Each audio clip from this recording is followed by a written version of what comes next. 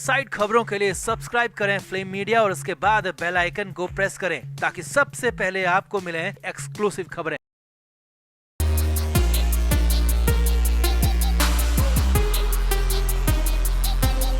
तो एक बार फिर से महाराष्ट्र की सियासत में खलबली देखने को मिल रही है। 2 दिन पहले जो हुआ उसके बाद तो हर तरफ उसी की चर्चा है। महाराष्ट्र में तीसरी सबसे बड़ी और पुरानी पार्टी एनसीपी यानी कि नेशनल कांग्रेस पार्टी में बड़ा बखेड़ा हो गया है। सरेआम मंच पर शरद पवार की मौजूदगी में जो भी ड्रामा हुआ उसके बाद तो पार्टी की फूट सबके सामने आ चुकी है और अपनी ही पार्टी एनसीपी में फूट और मतभेद की खबरों ने जेल में बंद नवाब मलिक की नींद और चैन सब छीन लिया है। जेल में नवाब मलिक बुरी तरह बौखला उठे और अब जेल से बाहर निकलने के लिए नया पैंतरा आजमाया जा रहा है। तो आखिर ऐसा क्या हुआ शरद पवार की पार्टी में फूट की असल वजह क्या है और जेल में बंद नवाब मलिक बाहर निकलने के लिए अब कौन सी नई तरकीब अपना रहे हैं और क्या बाहर आकर मलिक पार्टी को टूटने से बचा पाएंगे? आपको सब कुछ विस्तार से बताते हैं। आप भी वीडियो को शेयर करें और अपनी राय कमेंट बॉक्स में जरूर दें।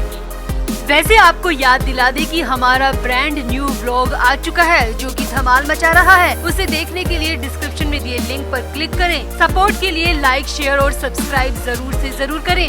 तो दरअसल महाराष्ट्र के पूर्व उप मुख्यमंत्री अजीत पवार की एक हरकत से एनसीपी की टूट और मतभेद सबके सामने आ गए। पार्टी के राष्ट्रीय अधिवेशन में अजीत पवार जिस तरह मंच बीच में छोड़कर चले गए उसके बाद तो उठे विवाद अब तक थमने का नाम नहीं ले रहे। दरअसल नई दिल्ली में रविवार को यानी 10 सितंबर को एनसीपी का राष्ट्रीय अधिवेशन चल रहा था।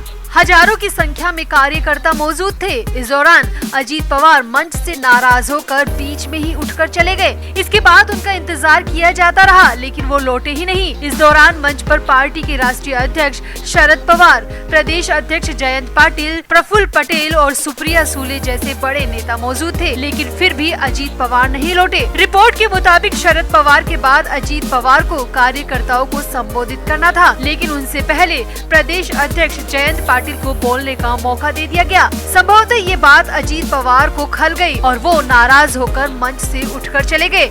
यानी कि यहाँ पर सिर्फ बोलने के मौके को लेकर पार्टी में इतने बड़े मतभेद हजारों कार्यकर्ताओं के सामने आ गए। सामने आया है कि सुप्रिया सुले भी मनाने गई, प्रफुल्ल पटेल भी मनाने गए मगर अजीत पवार नहीं माने और लौटे भी नहीं। फिर उसके बाद उनके जाने की बेहद अटपटी यानी कि वॉशरूम जाने की बात कहकर कार्यकर्ताओं को बड़ी मुश्किल से शांत कराया गया। लेकिन पार्टी में क्या कुछ चल रहा है ये सबके सामने आ चुका था। अब बात इतनी भर नहीं है क्योंकि एनसीपी के सर्वेसर्वा शरद पवार ही रहे हैं और पवार की मौजूदगी में अगर इस तरह का ड्रामा हो सकता है वो भी कार्यकर्ताओं और आम जनता के सामने, तो भीतर खाने क्या कुछ चल रहा होगा इसका अंदाजा लगाया जा सकता है। अब बात इतनी भी नहीं है, खबर तो ये भी आ रही है कि इस सियासी ड्रामे की खबर जेल में बंद एनसीपी के नेता नवाब मलिक को भी लगी है और मलिक इस खबर के बाद से बेहद तिलमिलाए हुए हैं क्योंकि मलिक जब से जेल में आए हैं उनसे उनका सब कुछ छिनता जा रहा है। गलत तरीके से कमाई प्रॉपर्टी ईडी सीज कर चुकी है। सरकार बदलते ही मंत्री पद भी चला गया और जेल जाते ही रुतबा भी चला गया। अब मलिक के पास सिर्फ एनसीपी के नेता होने के ठप्पे के अलावा कुछ भी नहीं बचा है और अगर ऐसे में पार्टी टूटती है तो मलिक की एनसीपी में जगह पर भी खतरा मंडराना तय है। तो सूत्रों की माने तो बौखलाए मलिक ने अपने वकील को बुलाने की गुजारिश जेल के स्टाफ से की।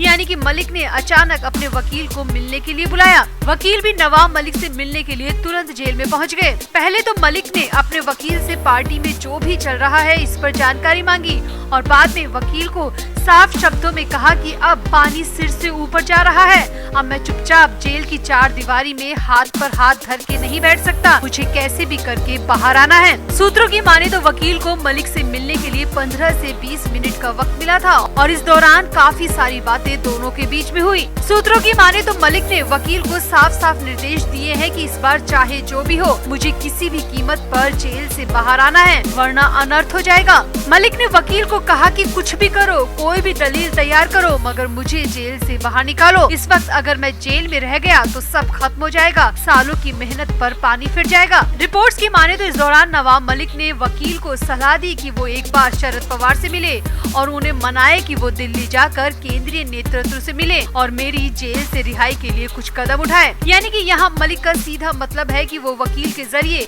शरद पवार को संदेश भिजवा रहे हैं और चाहते हैं कि शरद पवार दिल्ली में नरेंद्र मोदी और अमित शाह से मिलकर उनकी जेल से रिहाई करवाए। अब 15 से 20 मिनट की मुलाकात में मलिक बेहद परेशान दिखे और वकील के जाने के बाद भी मलिक परेशान ही थे, क्योंकि मलिक को लग चुका है कि अब पार्टी पर खतरा आया तो उनका राजनीतिक करियर समेटने में देर नहीं लगेगी। तो क्या मलिक जेल से बाहर आ पाएंगे? क्या मलिक जेल से बाहर आकर पार्टी को टूटने से बचा पाएंगे? क्या मलिक को लगता है कि दिल्ली जाकर मिलने से जमानत मिल जाएगी? और हाँ, सबसे बड़ी बात, जहाँ एक तरफ शरद पवार केंद्र सरकार को महंगाई और किसानों के मुद्दे पर घेरने की तैयारी कर रहे हैं, क्या वो मलिक के लिए दिल्ली में नेताओं से मिलेंगे, गुहार करेंगे? पार्टी में चल रहा ड्रामा और मलिक की जेल के अंदर छटपटाहट पर आपका क्या कहना है? आप भी अपनी राय कमेंट बॉक्स में जरूर दें और वीडियो को भी शेयर करें। वैसे आपको याद दिला दे कि हमारा ब्रांड न्यू व्लॉग आ चुका है जो कि धमाल मचा रहा है। उसे देखने के लिए डिस्क्रिप्शन में दिए लिंक पर क्लिक करें। सपोर्ट के लिए लाइक, शेयर और सब्सक्राइब जरूर से जरूर करें। तो जब से सुनील राउत दिल्ली गए हैं तब से ही महाराष्ट्र की सियासी गलियों में अलग ही तरह की चर्चा देखने को मिल रही है और मीडिया में कई तरह की रिपोर्ट्स भी आ रही है। किसी ने कहा कि सुनील राउत दिल्ली में प्रधानमंत्री नरेंद्र मोदी और अमित शाह से मिलने गए हैं, तो किसी ने दावा किया कि सुनील राउत सुप्रीम कोर्ट में जमानत याचिका लगाने के उद्देश्य से गए हैं, तो वहीं किसी ने कहा कि सुनील राउत दिल्ली में जाकर वकीलों से मिलने वाले हैं। मगर इन सभी खबरों को खुद सुनील राउत ने फेक बताया है। दरअसल जब दिल्ली से लौट रहे सुनील राउत मुंबई एयरपोर्ट पर उतरे तो एयरपोर्ट के बाहर काफी संख्या में मीडिया कर्मी मौजूद थे और उन मीडिया कर्मियों ने सुनील राउत को एयरपोर्ट पर ही रोक लिया और उनके अचानक दिल्ली जाने की वजह पूछी। तो सुनील राउत ने कहा कि उनका दिल्ली जाने का मकसद संजय राउत की जमानत बिल्कुल भी नहीं है। जी हाँ, सुनील राउत ने साफ साफ कहा कि वो संजय राउत यानी कि अपने भाई की जेल की रिहाई को लेकर दिल्ली नहीं गए थे, बल्कि वहाँ तो वो बस घूमने के पर्पस से गए थे। जी हाँ, यही चौंकाने वाला बयान सुनील राउत ने मीडिया के सामने दिया।